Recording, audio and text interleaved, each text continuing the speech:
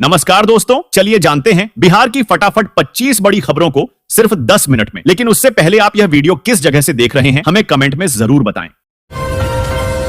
महिला पुलिस कर्मियों के लिए शुरू हुई नई व्यवस्था बगहा और बेतिया होने जा रहा ये काम। दोस्तों, बेतिया में महिला सशक्तिकरण की दिशा में पालना गृह एक बेहतरीन पहल है। समाहरणालय परिसर में स्थित इस पालना गृह में कार्यरत महिला कर्मियों के बच्चे नामांकित हैं। यह केंद्र महिलाओं को अपने कार्य और पारिवारिक जीवन के बीच संतुलन बनाने में मदद कर रहा है। पालना गृह में बच्चों की देखभाल और सुरक्षा का पूरा ध्यान रखा जाता है। सरकार की पहल पर शुरू किया गया पालना गृह महिला सशक्तिकरण की दिशा में बेहतर साबित हो रहा है।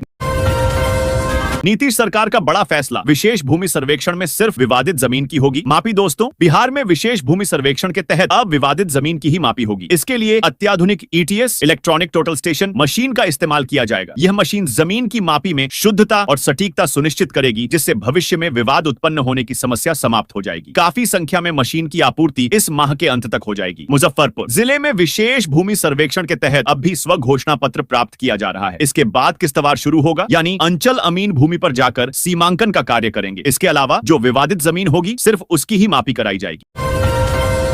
बिहार को मिली 2 और एक्सप्रेसवे की सौगात, 3 राज्यों से बढ़ेगी कनेक्टिविटी। यहां देखें रूट चार्ट। दोस्तों, बिहार वासियों पर केंद्र सरकार मेहरबान है। इसी महीने प्रदेश वासियों को एक बढ़ी सौगात मिल सकती है। 2 एक्सप्रेसवे पर केंद्र सरकार इसी महीने मुहर लगा सकती है। इन 2 एक्सप्रेसवे के निर्माण से 3 राज्यों की कनेक्टिविटी बढ़ेगी। एक एक्सप्रेसवे 6 लेन का बनेगा, जिसकी लंबाई 650 किलोमीटर होने वाली है। यह एक्सप्रेसवे पटना को भी टच करेगी। जमीन मालिकों के लिए बड़ी खबर, ब्यौरा जमा करने को लेकर जारी हुई नई एडवाइजरी। पढ़ें पूरी डिटेल। दोस्तों, स्वघोषणा जमा करने में आम लोगों को हो रही परेशानी को लेकर नई एडवाइजरी जारी की गई है। रैयतों से कहा गया है वो अपनी जमीन का ब्यौरा अंचल स्थित शिविर कार्यालय में जमा करें। अब तक 78 लाख रैयतों ने स्वघोषणा पत्र जमा किए हैं। अपर मुख्य सचिव के निर्देश के अनुसार फरवरी के अंतिम सप्ताह से दूसरे चरण के सभी अंचलों में किस्तवार का काम शुरू कर दिया जाएगा। स्मार्ट मीटर को लेकर बिजली विभाग ने बदली योजना। बिजली बिल को लेकर हुआ यह बदलाव। दोस्तों, केंद्र सरकार की योजना के तहत बिजली के स्मार्ट मीटर लगाए जा रहे हैं। कुमाऊं मंडल में इसके लिए अडानी एनर्जी सॉल्यूशन के साथ अनुबंध हुआ है। तराई भाबर में नगर और ग्रामीण इलाकों में मीटरों को बदला जाना है, जबकि पर्वतीय क्षेत्रों में सिर्फ नगर मुख्यालय में ही स्मार्ट मीटर लगाए जाएंगे। कुमाऊं में 6,55,000 मीटर लगाने का लक्ष्य रखा गया है। ऊर्जा निगम आधुनिक तकनीकी से युक्त बिजली के स्मार्ट मीटर लगवा रहा है। इसमें पहले मोबाइल फोन की तरह रिचार्ज कर यानी प्रीपेड मोड में सप्लाई देने की योजना थी, लेकिन उपभोक्ताओं में असमंजस को देख निगम ने नीति बदल दी है। ऐसे में स्मार्ट मीटर तो लगाया जाएगा, लेकिन बिल फिलहाल मौजूद व्यवस्था की तरह ही आएगा। इसमें कर्मी घर पर बिल देकर जाएगा और उसका भुगतान करना होगा। हालांकि शुरुआत में कुछ समय तक ऐसा होगा। नई प्रणाली लोगों के समझ में आने के बाद प्रीपेड फीचर सक्रिय कर दिया जाएगा।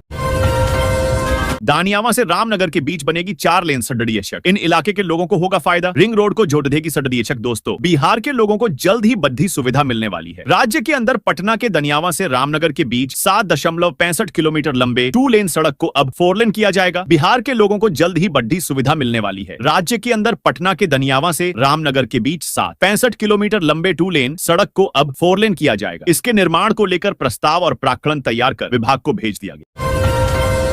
बिहार में 50 किलोमीटर तक महाजाम, यूपी बॉर्डर से वाहनों की लगी कतार, लोगों के पसीने छूटे। दोस्तों, प्रयागराज महाकुंभ मेला को लेकर जारी आदेश के कारण बिहार में 50 किलोमीटर तक महाजाम की स्थिति बनी रही। कैमूर में वाहनों की कतार लगी रही। पटना में भी जाम का संकट दिन भर रहा। प्रयागराज में महाकुंभ मेले के कई रूटों पर भीषण जाम की हालत पिछले 2 दिनों से सुर्खियों में है। सैकड़ों किलोमीटर तक वाहनों की कतार लगी दिख रही है। प्रशासन और श्रद्धालु समेत अन्य लोगों के भी पसीने छूट रहे हैं। घंटों तक वाहनों को खड़ा रहना पड़ रहा है, जबकि लोग मजबूरन पैदल चल रहे हैं। बिहार से आने वाले भारी वाहनों को यूपी में प्रवेश करने पर रोक लगा दी गई, जिससे बिहार में भी महाजाम की स्थिति कई जगहों पर दिखी। पटना और कैमूर में महाजाम लगा रहा, वाहनों की कतार लगी रही और गाड़ियां सड़कों पर रेंगती रही।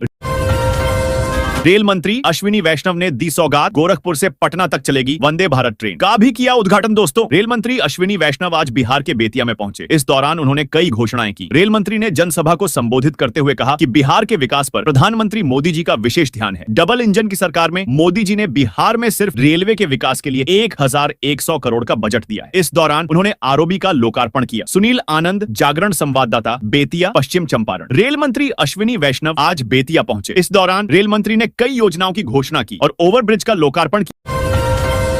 किया। बिहार के किसी भी कोने से पटना पहुंचने में लगेंगे सिर्फ 3 घंटे, डिप्टी सीएम ने बताया। पूरा प्लान दोस्तों उप मुख्यमंत्री विजय कुमार सिन्हा ने राज्य में परिवहन सुविधाओं के विकास की घोषणा की है। उनके अनुसार अब राज्य के किसी भी कोने से पटना पहुंचने में केवल 3 घंटे लगेंगे। इस पहल से व्यापार और रोजगार के अवसरों में वृद्धि होगी। अवैध बालू खनन और ओवरलोडिंग के मामलों में संबंधित अधिकारियों की जवाबदेही तय की जाएगी। डबल इंजन की सरकार बिहार को विकसित बनाने के लिए प्रतिबद्ध है। कम हो जाएगी बिहार से यूपी की दूरी। 2 हफ्ते में आरा वालों को मिलेगी खुशखबरी। दोस्तों बडहरा में पीपा पुल जोड़ने का कार्य शुरू हो गया है, जो लगभग 2 हफ्ते में पूरा हो जाएगा। शनिवार को पहले दिन 2 पीपा जोड़े गए। इस बार लगभग 60 पीपा जोड़ा जाएगा। पीपा पुल तैयार होने के बाद बिहार से उत्तर प्रदेश आने जाने वाले लोगों को काफी राहत मिलेगी। इससे दोनों प्रदेशों के बीच की दूरी कम हो जाएगी। जागरण संवाददाता आरा बडहरा के मोहल्ली गंगा घाट पर पीपा पुल बनाने का कार्य शुरू हो गया। लगभग 2 सप्ताह से ज्यादा समय तक इसके जोड़ने का कार्य चलने के बाद रास्ता निर्माण आदि किया जा रहा है। ऐसे में उम्मीद जताई जा रही है कि इस माह के अंतिम सप्ताह से उत्तर प्रदेश और बिहार के बीच इस रास्ते से आवागमन भी शुरू हो जाएगा।